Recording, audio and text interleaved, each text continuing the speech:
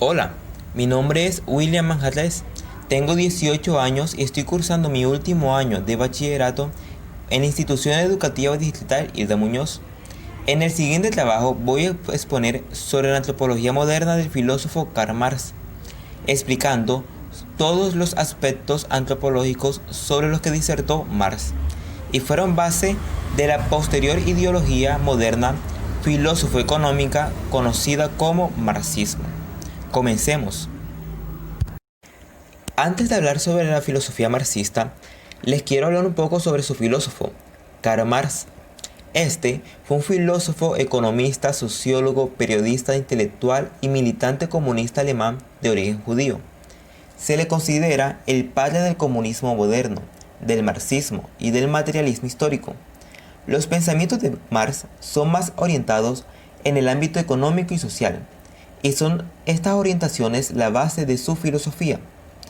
Las teorías de Marx sobre la sociedad, la economía y la política, que se conocen colectivamente como marxismo, sostiene que todas las sociedades avanzan a través de la dialéctica de la lucha de clases, sistema basado en un enfoque materialista y de praxis. Aunque Marx se mantuvo como una figura desconocida durante toda su vida, fue cuando murió que su nombre cobró fuerza, porque sus ideales sirvieron de gran influencia para los movimientos socialistas que se dieron alrededor del mundo. Si observamos la diapositiva, podemos encontrar en el centro una imagen de Karl Marx. En la parte izquierda superior podemos observar un grupo protestando, ondeando banderas con las caras de los fundadores de sus sistemas socioeconómicos, como son Marx, Lenin y Engels. Debemos recordar que las ideas de Lenin y Marx se unieron para dar un cambio conforme a los intereses de gobernanza que se tenían en varias partes del mundo. En la imagen del inferior es considerado símbolo del marxismo, aunque también lo es el sistema conocido como comunismo cristiano, el cual tiene como base las enseñanzas de Jesús, con influencia del materialismo marxista, que pretende liberar a las personas de la alienación laboral. ¿Qué es el hombre según Marx? Como se dijo anteriormente, tanto las ideologías económicas y socialistas del filósofo fueron de gran influencia para su pensamiento filosófico, y esto lo comenzaremos a percibir desde este punto. Para Marx, el hombre es un ser genérico. Con ello quiere decir que lo propio de sus componentes y características se basa en lo universal, tanto en el conocimiento como en la praxis del mismo. Básicamente el hombre está basado y es el compendio de la totalidad de su entorno. Esta generalidad es tripartita y se divide de la siguiente manera. El hombre es producto de sus trabajos, la actividad a través de la cual el individuo se crea a sí mismo. Es esta actividad autocreadora la que le permite al hombre proyectar su esencia, es decir, que por medio de la actividad física realizada él logra exteriorizar su humanidad. Esta materialización del ser humano mediante el trabajo cobra vida en un producto, que es externo al individuo. Es creado por él y al mismo tiempo el propio hombre sufre modificaciones en su constitución física. Con esto, Marx se refiere que la fuerza de trabajo del hombre se manifiesta a través de las características corporales que él afronta luego de la actividad, como lo es la falta de descanso, dolores, golpes y demás. Este proceso por el que pasa el hombre para lograr el producto de su trabajo es denominado objetivación. El hombre es producto de sus creaciones. La creación se refiere a todo aquello que es fruto del trabajo. Por medio de esta creación el hombre se describe, porque en ella se recopila toda la actividad física que el hombre invierte en su vida. El hombre es producto de sus relaciones con los demás. El hombre es un ser social, cuyo aprendizaje también adquiere del contacto de una colectividad y solo de su vida social, que tiene desde su nacimiento, proviene su trato con lo universal. En la parte inferior de la diapositiva observamos tres imágenes, cada una con un significado conforme a cada división. En la primera vemos la contemplación del hombre hacia su creación. En la segunda se representa sus relaciones interpersonales o sociales. Y en la tercera vemos una gráfica conforme al sistema económico del contexto histórico en que vivió Marx y era el cual definía el trabajo del hombre en aquel entonces. El ser. La explicación de ser para Marx es un poco más breve, si primero conocimos su concepción de hombre. A partir de aquí podemos hallar su definición de ser, debido a que éste se encuentra intrínseco en su expresividad humana, concluyendo que la generalidad del hombre se encuentra incorporada en su esencia inmaterial, en su ser, en el cual se establecen y se guardan el conocimiento, los intereses de su entorno y las relaciones interpersonales, los cuales son materializados a través de un cuerpo. Es decir, que primero tenemos la teoría a través del contacto que se da con el objeto de estudio gracias al trabajo. Esta parte se incorpora al ser, luego pasamos a la acción y en la experimentación de dicho objeto que logramos por medio del cuerpo.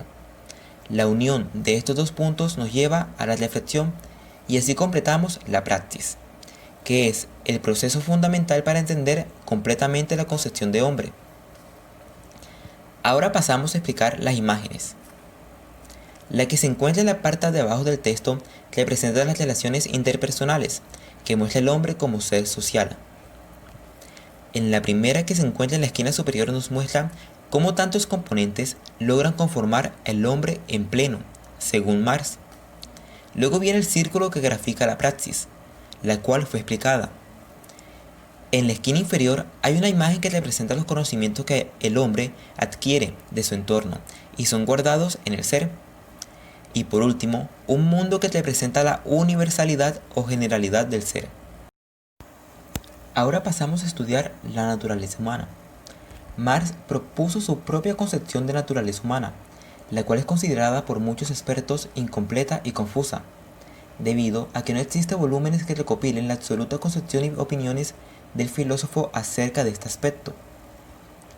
El único libro donde encontramos una reflexión más completa de la naturaleza humana, según Marx, es en El Capital, su obra cumbre, donde nos muestra que para entender la naturaleza humana hay que estudiar la ciencia del hombre.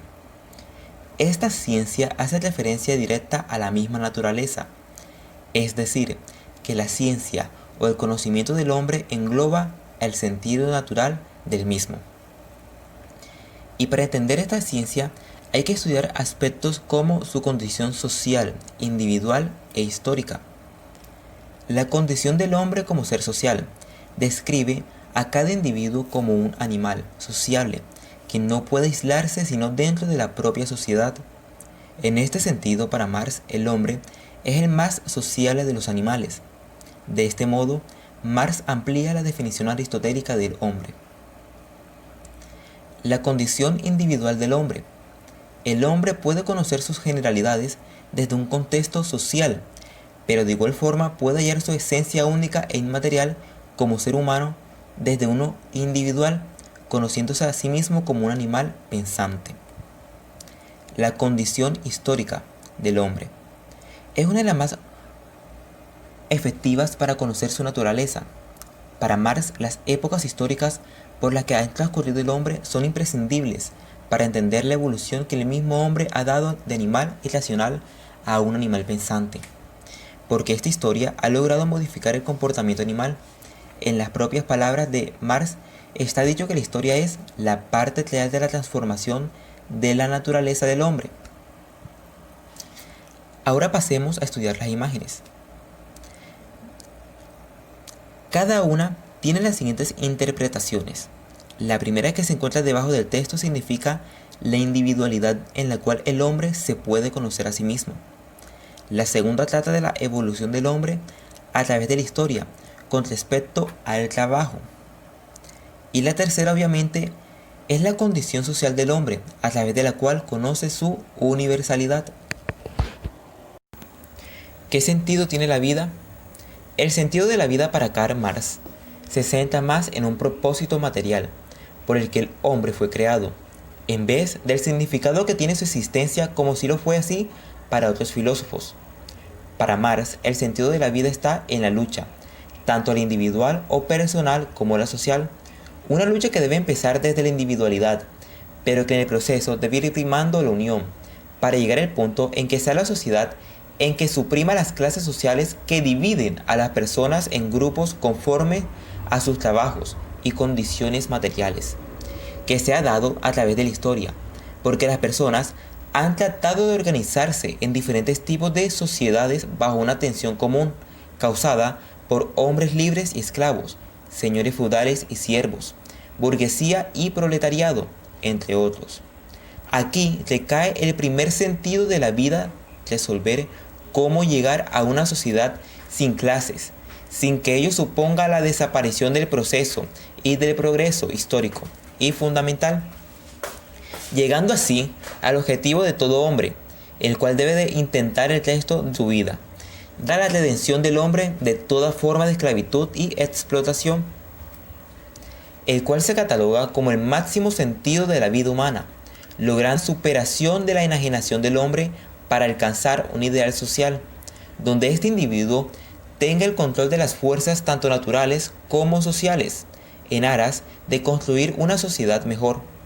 Para esto, debemos tener en cuenta que la enajenación en el contexto marxista es la separación de la masa de asalariados de los productos de su trabajo, es decir, que el proletariado sea libre de la sobreexplotación laboral, para que así los motivos de estar bajo de una autoridad no sea el poder vivir, sino el disfrutar de la actividad realizada.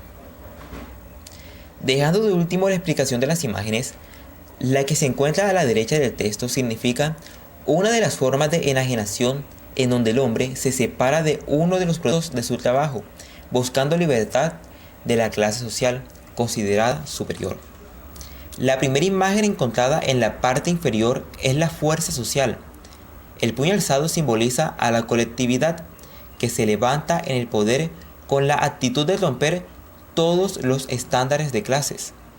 La que está al lado de esta simboliza la esclavitud que fomenta la burguesía, la cual el hombre tiene el objetivo de acabar. Y la última, la cual se encuentra debajo del texto, representa lo que la enajenación quería acabar, que es la explotación hacia el proletariado, con una marcada división de clases. El conocimiento según Marx. Luego de haber estudiado el ser, pudimos conocer algunos destellos de los aspectos por medio de los cuales Marx explica su concepción acerca del conocimiento humano y cómo alcanzarlo. Según Marx, la práctica retroalimenta la teoría, esto es, la praxis, vista anteriormente, que es el proceso fundamental para entender la concepción del hombre, por medio de la cual también se adquiere y se afirma todo el conocimiento que captamos, a través de un proceso que se explica en la imagen central, donde podemos interpretar que la suma de la teoría junto a la práctica o experimentación nos lleva a la praxis, por medio de la cual podemos hacer una reflexión profunda del objeto estudiado, y de esa manera alcanzar al conocimiento de dicho objeto. La praxis tiene algunas características: es creadora de la concepción, libre para una propia reflexión, innovadora para cambiar una idea e imprevisible, porque no se puede predecir el conocimiento encontrado. Estudiando de todo este proceso, los marxistas afirman que el conocimiento no es un reflejo inerte, es decir, que no se alcanza a través de la simple observación o de la percepción por los sentidos, sino que para llegar a ella hay que pasar por el proceso complejo que es la praxis. Luego de hablar sobre el conocimiento, pasamos a interpretar las dos imágenes que tenemos en la diapositiva. La que se encuentra a la derecha nos representa la teoría, que se da primero por el estudio en la observación, que luego completamos con la práctica. La última imagen, ubicada a la izquierda, simboliza el conocimiento enlazado a todo lo que tiene que pasar la persona para llegar a él. Organización social. Las relaciones sociales, las cuales son muy importantes para el ser social del hombre, son centradas en torno a la producción. Por esta razón, siempre se ha reunido con sus semejantes, con el objetivo de formar grupos, debido a que el hombre, estando acompañado, puede fortalecer su trabajo externo, pero en la individualidad puede conocer los aspectos internos de la persona. El filósofo Marx expone que las sociedades se transforman y se desarrollan, constituyendo la vida social y creando diversas formas de organización socioeconómica, como familia, clan, tribu, las cuales se estructuran con sistemas económicos como esclavismo, feudalismo, capitalismo o socialismo. Todos estos sistemas van progresando a medida que avanza la historia. A lo largo que avanza la historia se puede afirmar que el proceso organizativo es un tanto cíclico, debido a que a medida que va mejorando la producción, progresa el sistema socioeconómico, acomodándose al mejoramiento del producto. Y si eso sucede, la historia prospera, junto a la producción, repitiéndose el desarrollo dado. La explicación de esta organización es más palpable con el cuadro central de la diapositiva. Aquí nos muestra la organización social como es normal en todos los modelos, en forma de pirámide, cuya base son las fuerzas productivas, las cuales son los medios de producción y los trabajadores que los emplean, junto a las relaciones sociales de dichos trabajadores con los sectores económicos. En el segundo piso encontramos el sistema socioeconómico que pequeñas élites sociales deciden implementar para toda la sociedad. En el tercer piso están las leyes y el gobierno, que regula y ejerce control sobre el sistema económico. En el penúltimo piso piramidal se ubican las ideologías, que se basan en la superestructura. Este nivel direcciona el comportamiento de la sociedad. Y el último nivel está la superestructura, que se da conforme la influencia de la base y que ejerce un total y absoluto control en todos los aspectos sociales, pudiendo influir en todos los niveles en temas jurídicos, políticos y también ideológicos.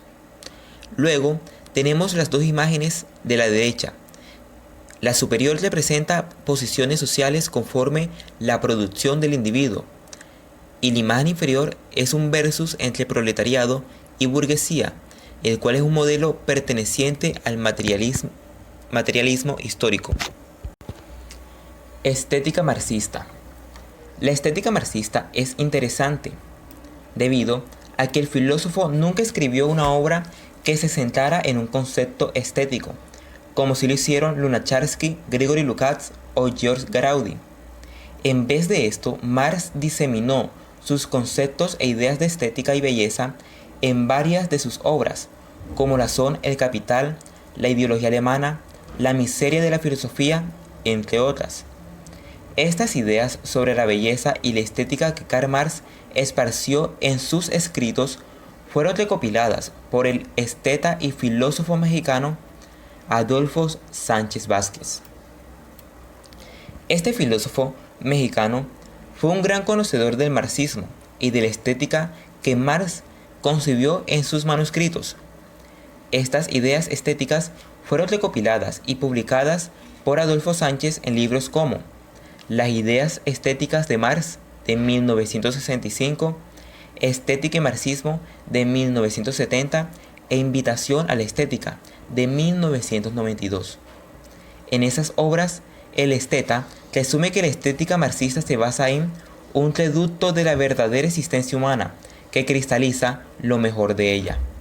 Básicamente se puede afirmar que la estética humana es aquella que conserva las tradiciones, modelos y sistemas que se dieron en la época en donde la humanidad estaba en su apogeo. Este concepto se evidencia en el mural aquí presente, el cual se encuentra ubicado en el Palacio Nacional Mexicano, y resume a manera de grabado todos los modelos ideológicos marxistas para exaltar la belleza de la filosofía instituida por Karl Marx. Ahora veremos el último ítem de esta exposición sobre la antropología moderna del filósofo Karl Marx, relación belleza-arte. El arte, conforme al marxismo, es el trabajo superior a toda actividad de fin económico. Con lo que podemos decir que el arte es una actividad que lleva al hombre a reencontrarse a sí mismo, con su naturaleza, y no es necesario el objetivo financiero para que esto suceda. En esta expresión, el hombre pone en práctica sus cualidades de unicidad ante la sociedad, y estas son importantes para que su manifestación artística tenga un sello propio.